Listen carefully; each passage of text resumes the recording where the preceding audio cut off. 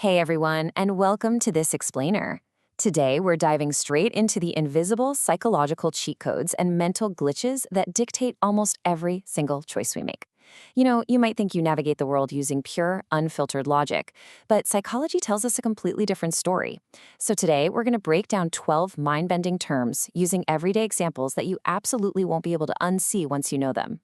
So let me ask you something right up front.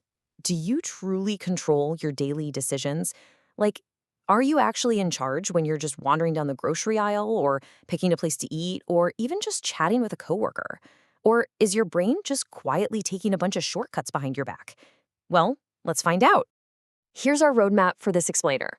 We'll start with daily shortcuts and glitches, move into workplace and social biases, figure out questioning your daily sources, and finally, wrap things up with mastering your own mind. All right, let's kick things off with Section 1, Daily Shortcuts and Glitches, the everyday cheat codes of your brain. Okay, let's look at our first term, heuristic. Basically, a heuristic is a mental shortcut. It helps you make rapid-fire decisions without overthinking every little detail. Think about it. You're standing in the supermarket, staring at a massive shelf with, 20 different brands of cooking oil? You don't stand there reading the nutritional label on every single bottle, right? No way. Instead, you just grab the brand your mom always used. That automatic default trust, that is a heuristic in action.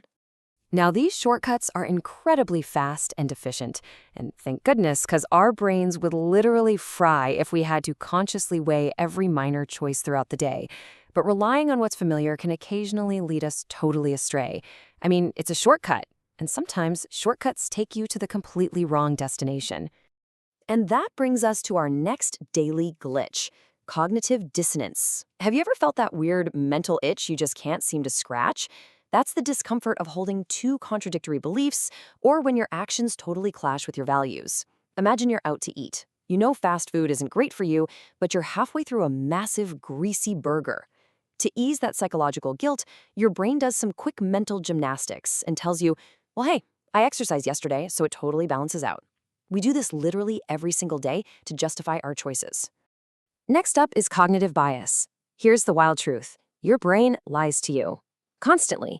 A cognitive bias is basically a systematic deviation from rational thinking. They're glitches that warp your perception of reality. Say you buy a lottery ticket at the corner store and you think to yourself, you know what, I have a really good feeling about this one. But the reality? You don't. The odds are mathematically identical every single time. But our brains love to automatically create patterns and feelings out of absolutely thin air. And trust me, nobody is immune to this. Let's move into Section 2, Workplace and Social Biases, How Mental Shortcuts Warp Our Interactions. So, consider implicit bias. This is the prejudice you don't even know you have. We're talking about unconscious attitudes and stereotypes that drive our decisions completely under the radar. Imagine a hiring manager looking at two identical resumes. One says Arjun at the top, the other says Alex. If that manager calls Alex faster, they might genuinely, but completely falsely, believe they are being perfectly fair. They have zero clue their brain just took a bias shortcut. It's invisible, it's automatic, and it is everywhere in our social world. Then we have loss aversion.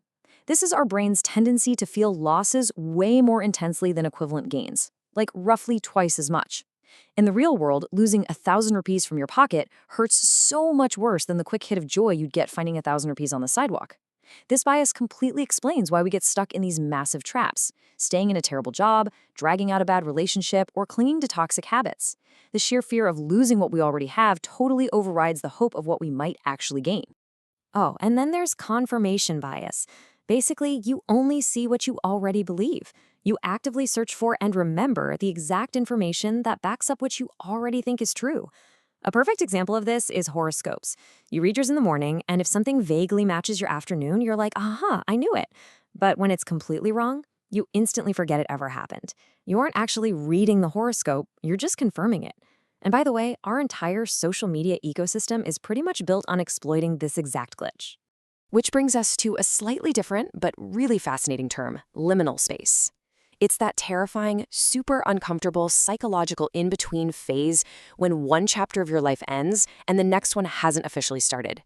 It's a transition state. Like you've quit your job, but your new gig hasn't started yet. Or you're engaged, but not quite married. It's this hollow waiting room feeling where you literally have no solid ground under your feet.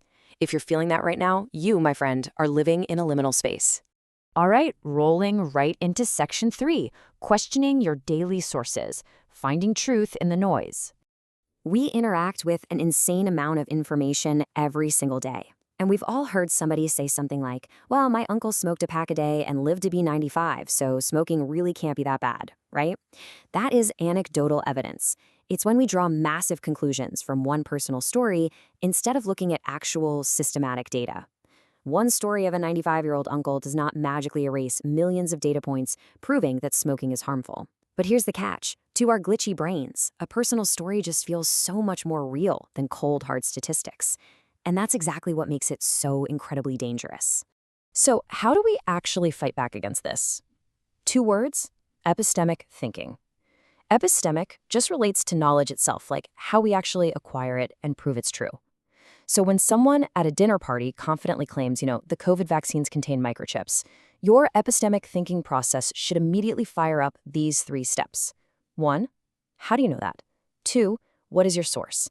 And 3, what actually counts as proof here? Running through this simple checklist literally stops you from blindly absorbing everything you hear. And finally, we arrive at section 4, mastering your own mind, upgrading your mental software. Now that we've diagnosed all these daily glitches, it's time for an upgrade. And that leads us to a massive concept, the paradigm shift. This is that earth-shattering moment when you realize everything you knew was just plain wrong. It's a fundamental transformation of how you view the world. A classic example? For centuries, doctors literally didn't wash their hands between patients because they thought diseases came from bad air. Crazy, right? Then germ theory was discovered, and boom, overnight everything changed. Every major revolution in human history and in your own personal growth starts with a paradigm shift. But to actually trigger those shifts, you need something called metacognition. Sounds fancy, but it literally just means thinking about your thinking. It's like stepping outside of your own head and watching your brain work. Imagine you're reading a super dense report for work. Do you ever just pause and ask yourself, wait, do I actually understand what I'm reading, or am I just recognizing the words? That tiny moment of self-awareness? That is metacognition. It's the absolute game changer between someone who genuinely learns and someone who's just on autopilot.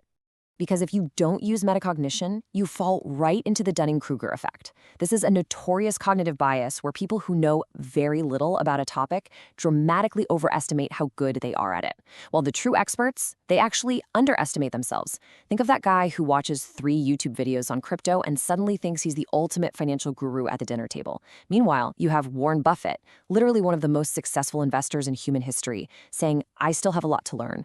The beginner feels like an absolute master, but the master knows exactly how much they don't know. So I want to leave you with this final, slightly provocative thought. Did any of these just completely describe your life? Be honest. Which of these 12 mental glitches do you fall victim to the most when you're out shopping, or sitting at your desk, or just chatting with your friends? I challenge you to try applying metacognition to the very next decision you make today. Step outside your brain for just a second and see if you can catch your own mind trying to take a sneaky shortcut. Thank you so much for joining me in this explainer, and remember, always keep questioning how you see the world.